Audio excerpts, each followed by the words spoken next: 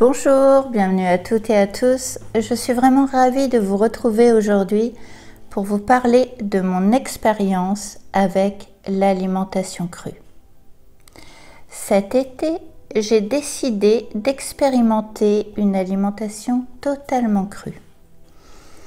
Et j'ai réalisé cette expérience pendant 1 mois et demi, du 1er août au 15 septembre. Avant cela, déjà cet hiver, j'avais ressenti le besoin de purifier mon corps.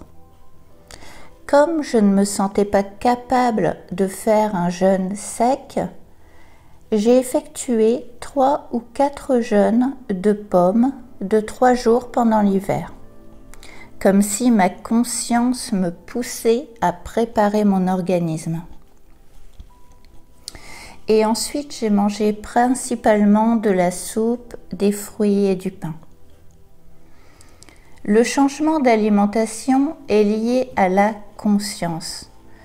Plus une personne grandit en conscience, plus elle s'oriente vers une alimentation respectueuse de la vie et de l'environnement, c'est-à-dire davantage bio, avec moins de protéines animales et progressivement vers une alimentation vivante et crue, qui est une alimentation dont notre corps a besoin à 60%. Certains disent que l'alimentation crue, la raw food, est une mode qui passera. Il est vrai que certaines personnes essaieront, mais ne continueront pas, car seules les personnes prêtes consciemment peuvent se nourrir ainsi dans la durée. Je le sais par expérience, car j'avais déjà essayé en 2018 et cela ne m'avait pas convenu à ce moment-là. Je n'étais pas prête. Je m'étais même sentie très affaiblie, donc après 3 semaines, j'ai vite repris une alimentation plus commune et cuite.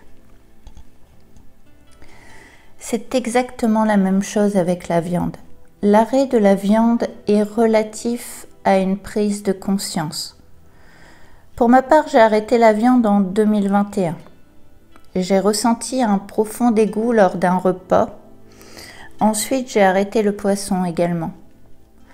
Je me sens de plus en plus sensibilisée à la cause animale car je me sens étroitement liée à la terre. Je ressens une connexion profonde avec la nature qui a encore grandi depuis mon expérience avec l'alimentation crue. D'autre part, je ne veux plus participer et cautionner l'exploitation des animaux qui sont maltraités et tués en masse pour sustenter la race humaine. Voyons maintenant les découvertes que j'ai faites et les changements que j'ai constatés avec l'alimentation crue. Alors, la première chose que j'ai découvert, ce sont de nouvelles saveurs. Car je me suis intéressée aux recettes crues, qui peuvent être également des recettes chaudes. Manger cru ne signifie pas manger uniquement des salades et manger froid. Personnellement, je n'ai jamais aimé cuisiner. C'est long, il faut faire mijoter, mais avec la cuisine crue, je me suis redécouvert des envies de cuisiner. Car c'est une cuisine rapide, surprenante en saveurs et riche en énergie et en nutriments. Donc je sais que cette alimentation fait du bien à mon corps. Aussi, je suis davantage motivée pour préparer mes repas. Le plus long dans cette cuisine est réellement d'éplucher les légumes. J'ai commencé à tester les soupes crues et j'ai adoré, car les saveurs des aliments sont décuplées et les légumes conservent toute leur valeur énergétique.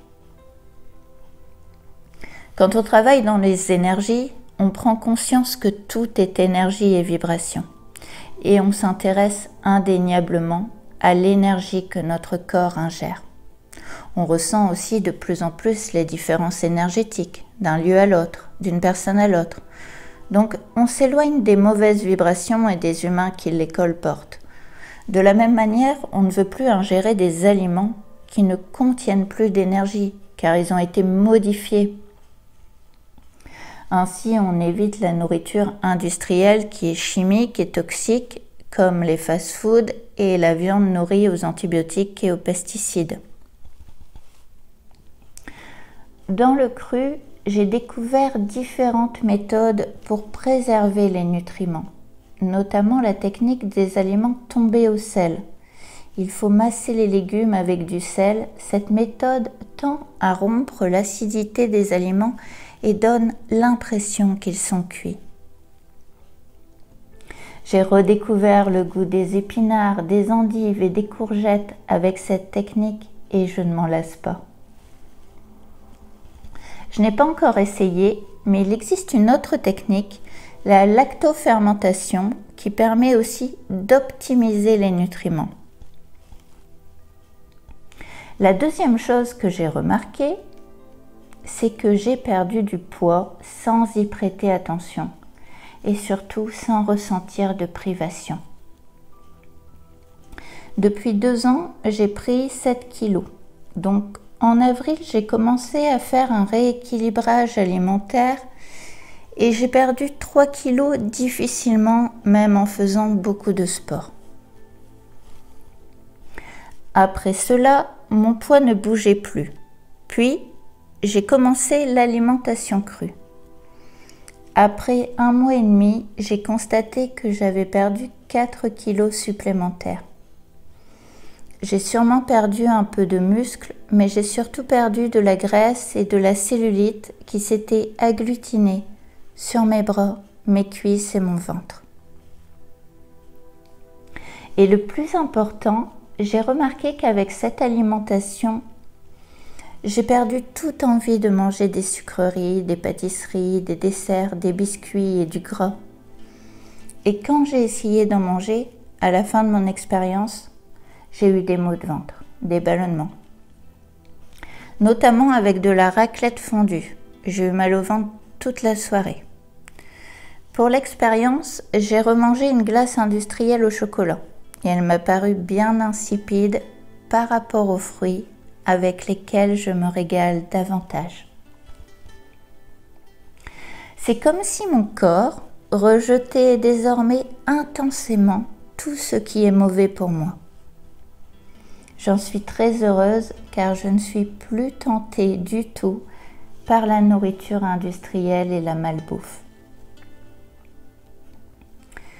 J'ai constaté que l'alimentation crue ne fatigue pas mon système digestif. Au contraire, je la digère très bien et elle favorise mon calme intérieur. J'ai vite ressenti une sensation de légèreté et une paix intérieure plus profonde. Je ressens également une connexion encore plus intense avec mes sens. J'ai l'impression que ma clairsentience a augmenté, notamment quand je croise une personne ou simplement en regardant une photo. Je ressens davantage l'état de santé physique et psychique de la personne, son hygiène de vie et la différence d'énergie, le fossé entre son taux vibratoire et le mien. Un autre changement merveilleux. Je me sens encore plus connectée avec la nature, comme si cette nouvelle façon de m'alimenter me reliait davantage à la conscience de la Terre. Et je me sens encore plus sensibilisée à la cause animale et à la protection de l'environnement. Je me sens aussi davantage ancrée sur cette magnifique planète qui est la nôtre. Je ressens aussi davantage les effluves des plantes et l'énergie apaisante des arbres. Contrairement à certaines croyances, l'alimentation crue n'est pas incompatible avec le sport. Je suis très sportive. Mon activité oscille entre 5 et 7 heures de sport hebdomadaire. Donc, pour garder une alimentation protéinée, je mange simplement plus de protéines végétales, des légumes à feuilles vertes, des brocolis, que je réduis souvent en taboulé cru. C'est délicieux. Je mange aussi plus d'avocats et surtout plus de noix, de fruits secs, de graines, comme les graines de chia, et je me sens très bien. Je pratique différents sports. La musculation, la danse, la course, la natation. Et c'est en pratiquant la course que j'ai réellement constaté un changement. Une sensation de légèreté. Je cours plus vite, plus longtemps. Mon alimentation me rend plus performante. Enfin, cette façon de manger a également augmenté mon taux vibratoire. Depuis mi-septembre, j'ai repris un peu de fromage frais, un peu de pain et du quinoa seulement le week-end, car ce sont les seuls aliments qui me manquaient réellement dans l'alimentation crue.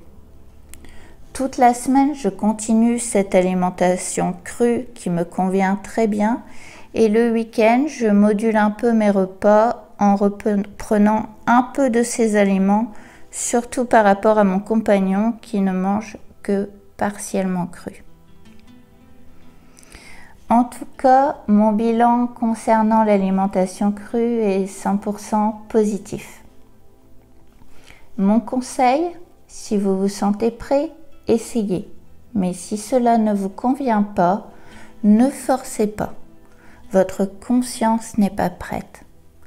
Pour les personnes curieuses et intéressées, je vous mets des liens d'autres chaînes dans la description pour apprendre à cuisiner cru.